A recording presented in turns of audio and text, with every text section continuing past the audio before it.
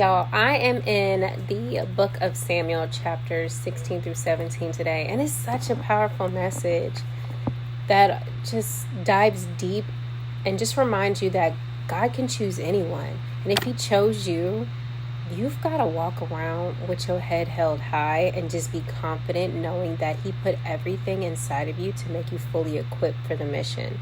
These chapters are packed with purpose, they're packed with courage, and God's divine strategy on what he wanted to do on the earth in that time, and how he wanted to deliver his people and show up and show out and take the unlikely individual that would be overlooked, underestimated, or deemed as unqualified to just wow his people, okay? Because you don't play with God, and God gonna take anyone and use them for his glory. So God chose David, who was a shepherd boy, and basically David was minding his business. He was in the fields, you know what I'm saying? Like, he was picking up poo, he was herding sheep, and he was just focused on his mission, you know, living his life. He was a little farmer boy, and he was just so chill with doing that. Now, he had some brothers, right? The brothers were warriors, and they were just hardcore people. They were hardcore, and it was time for Saul to step down, because we seen in the last story that I put out that, okay, Saul, he was cutting out. He didn't want to be patient and wait on Samuel to arrive on the mountain to give the burnt sacrifice offering. So God was like, all right, bet. You want to disobey me, God, after I appointed you, little peon, as king? You think you better than me? You think you can just like not listen to me? Okay, so Samuel was so distraught that Saul decided to sin, and his time was coming to an end to be king. So the Lord was like, okay, all right, enough of that. Like, boo-hoo, sad story. I was going to quote Drake, but anyways, the Lord was like, all right, Samuel, I need you to go on a mission. Go find this man named Jesse in the city of Bethlehem. And I need you to go scout out these young men. And there's one in particular that I'm going to anoint king to take Saul's place. And Samuel's like, okay, yes, Lord. All right. Oh, let me get my cane, because Samuel, you know. So he frolics on to Bethlehem. Now, Jesse, he has several sons. And they was built. They was like, like, they looked like warriors. They looked like, oh, they could rule a kingdom. Like, they would gain the people's respect, and, you know, tall, dark, and handsome. And you know, I don't know what their jobs were. They didn't really say what their jobs were in the Bible, but maybe they were warriors. Maybe they were bodybuilders. I don't know. Nobody was checking for David, put it this way. So, you know, Samuel pulls up at Jesse's house and is like, hey, the Lord sent me. I need you to show me who your sons are so I can appoint one of them as a king. So Jesse, he excited. King's daughters? You mean I birthed kings? And he lining up his sons. And then Samuel's like, this one, Lord? This one, Lord? This one? And the Lord's whispering in his ear, no, nope, not this one, no, go get the other son. So then Samuel's like, do you have any more sons? Here come his brothers throwing some shade. His brothers are like, before I want to state this. Samuel thought Eliab, go to verse 6. So 1 Samuel chapter 16, verse 6, Eliab. When they arrived, Samuel took one look at Eliab and thought, surely this is the Lord's anointed. I wonder what Eliab looked like. But then it says in verse 7, but the Lord said to Samuel, don't judge by his appearance or height, for I have rejected him. The Lord doesn't see things the way you see them. People judge by outward appearance, but the Lord looks at the heart. How many times have you been misjudged? How many times have you been overlooked and, you know, looked down upon or talked down upon? When you know God put this gift inside of you, you know God has equipped you to do this job. And it's like, you're like, Lord, the people don't see me, the people don't appreciate me, Lord, the people don't, they ain't checking for me. But you have to continue moving forward on the mission that God has assigned on your life, even if people don't appreciate or want to validate you. You get validation from the Lord. That's all that matters. And you just keep focused, stay focused, locked in with the Lord, and do what it is that He called you to do. And that goes for a lot of different situations. Even myself, like, I've definitely looked at someone and was like, who is this? Like, what? There's no way. And the Lord will be like, yes way. I remember I remember the Lord telling me to meet with someone and not to judge by their appearance, because it's going to look like the most unlikely individual in the room, and they're going to deliver a message I need you to hear. So I'm literally at this place, y'all, and I'm just like enjoying live jazz music, sipping my wine. I was drinking wine at the time, and I'm just like, or maybe I wasn't drinking wine. I was drinking a coffee. Or tea. I don't remember. It was either coffee or tea. It was late in the evening. And listening to live jazz, and this girl sits right next to me, and I'm just laughing because, of course, well, small talk. We had small talk, and the girl's like, oh, I was dressed and headed to go to eat. And then I decided to stop by here first. But I had no plans to go out tonight. And I'm just laughing like, okay, Lord, you sent this girl to tell me. What's she got to tell me? But just had I not opened my mouth and spoke to her and us engaged in conversation, her outward appearance, it was giving, she wasn't in no button down, modest outfit. She was very comfortable in her attire, and she didn't scream. She wasn't spitting scriptures out her mouth like, the Lord has sent me. Oh, hell, the king. Like, you know what I'm saying? Like, it was just kind of like regular smegular. I probably would have not looked her way ever in life had the Lord not told me prior, hey, this person is going to look this type of way, and don't be fooled by appearance.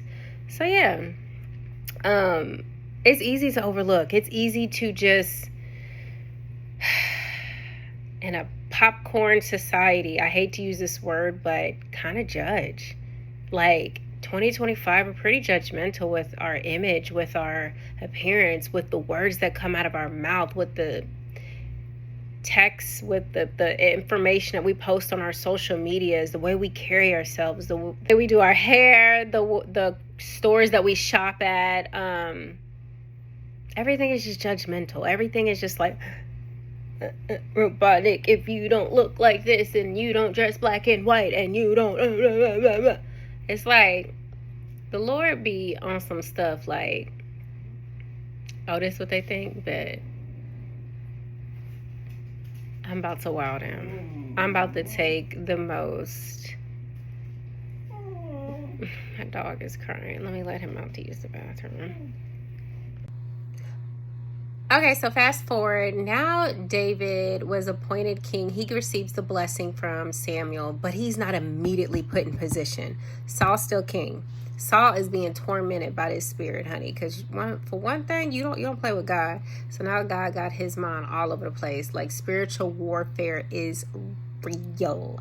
So he's going through it, and he requests someone to play the harp, play some music for him, and they call on David. David's like, I got this, I write songs, I play instruments, and yeah, even the Lord assigned me to create the entire book of Psalms, which are millions of gospel singers create their lyrics from this book every single day. So yeah, David has skills. He was spitting that real. He was dropping He was dropping beats, freestyling.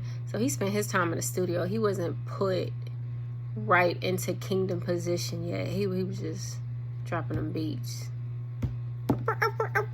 Y'all remember back in the day, like in high school or like middle school, they used to do them beats like. That's what David was doing every single day of his life. I clearly can't do a beat and rap and but yeah, David was doing it. He was doing it well. I need David on this beat, clearly. So he was living his life, and he was now assigned to be up under Saul as like a little, I guess, mentor. But he was gaining so much wisdom from it. And then came a point where now this big old Goliath, giant Philistine was like, I'm going to kill all you Israelites, and I'm going to end you all because I don't like y'all. And this dude was like 9 feet tall. He was like ginormous. And here come his brothers. They was in a war fighting for the Israelites, team Israel. And they were like, here come David running up. David's like, please, Saul, let me go fight them. I can do it. Everybody's clowning him and laughing at poor David. Y'all, David has some thick skin. David was going through it, bro. At first, they didn't think he was worthy to be anointed. Then they was clowning David whenever he said, hey, I can step up to the plate and do this. Just to make this relatable, when was a time that you knew you was confident and equipped to handle something, and literally everybody was clowning you as soon as you open your mouth, or as soon as you say you're gonna do this, that, and the third? That's kind of similar to what David went through. Okay, so now Saul's like, all right, bet, like, you're begging to go fight this, man. You're my personal musician. Dang, I really don't want to see your head on a platter. I really am going to be upset if you get killed, but if you insist, sure, go ahead. So then they so now we are in 1 Samuel chapter 17, and where it says in verse 32, where it says, don't worry about the Philistine, I'll go fight him. So I was like, don't be ridiculous. There's no way you can fight this Philistine. You're just a little boy. But David persisted. I haven't taken care of my father's sheep and goats.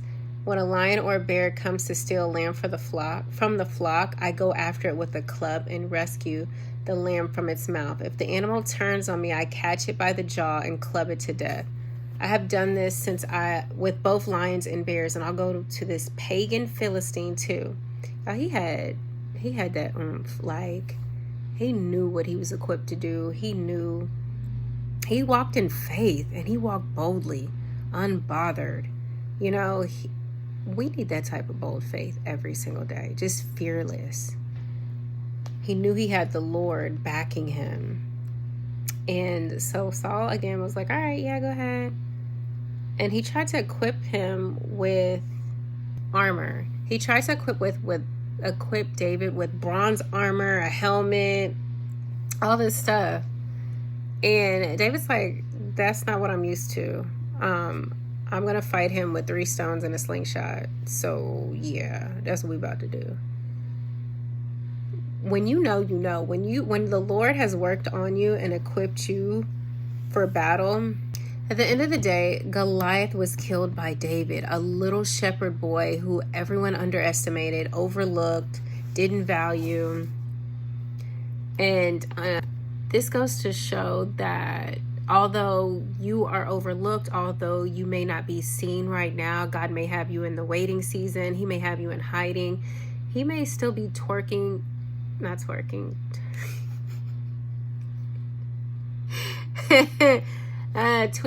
He may still be tweaking things within your speech, within your heart posture, within the healing, within your walk, your own personal walk, that needs to be tweaked so that when he releases you, you're ready for anything that come your way. And this could look like certain situations that may tempt you, that may poke at you, that may in the past made you angry or frustrated or lash out or sad, whatever it may be. This testing season's like he's trying you, and you're going to be developed in hidden places, and not everyone is going to see you until God is like, all right, now go. And this looked like a very long time in David's life. Now, we didn't get too deep into him now being a king, but just chapters 16 through 17, David was still in preparation mode. He was still being underestimated. David had willingness, he had obedience, and at the end of the day, you don't need to be the strongest, you don't need to be the loudest person in the room. You just have to be faithful and loyal to the Lord for God, and willing and able to be used by the Lord so that God can move through you. His Holy Spirit can move through you to get what he needs done here on earth.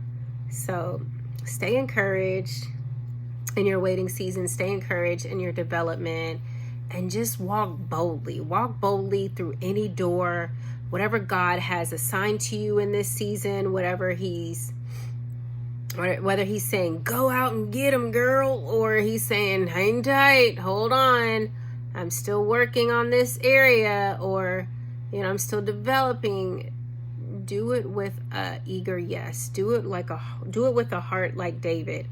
Do it excitingly, do it fearlessly, and just stay locked in with the Lord, because he's going to get you through any trial, any tribulation, no matter what season you're in, no matter what Goliath enters your life, no matter what, just like his brothers were clowning him, no matter who denies you, who looks down on you or talks down on you, you got this. You got this, because God's got you.